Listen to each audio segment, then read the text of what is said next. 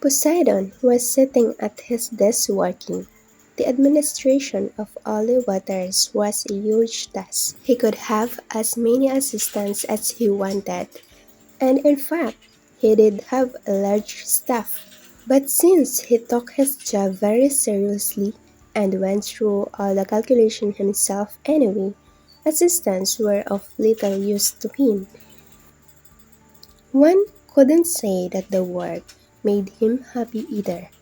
He only did it because it was his to do.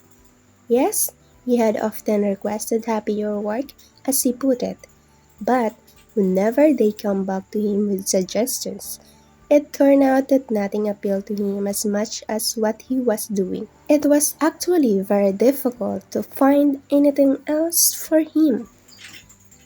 It was hardly possible to put him in charge of a particular sea, quite apart from the fact that the calculation involved were no less onerous, just more trivial. Since Great Poseidon was only ever in line for an executive post, and if he was offered a job in a different department, the very thought of it was enough to turn his stomach. His divine breath became restless, his bronze thorax quake. Not that they took his complaints all that seriously. If a great power kicks up, then you have to be seen to give in to him. Even in the most hopeless cause, no one seriously thought of having Poseidon removed from office. He had been the god of the seas from the beginning of time, and would have to remain such. The thing that most angered him, and that was principal cause of his unhappiness in his job, was when he got to hear what people thought it involved. That us, forever parting the waves with his trident, and when all the time he was sitting at the bottom of the ocean up to his ears in figures, the occasionally visit to Jupiter was really the only break in the monotony. A visit, moreover, from which he usually returned in a towering bad temper.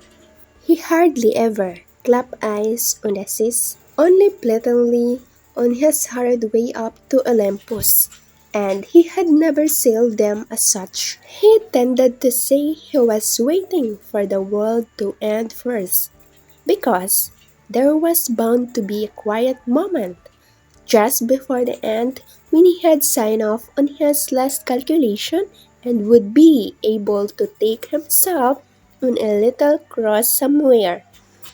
The moral of the story: the only thing more insane than the modern office workplace is what we make of it. Too often is our ego that's keeping us from walking away.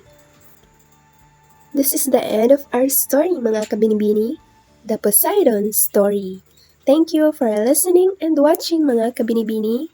Please like and subscribe. Take care. God bless.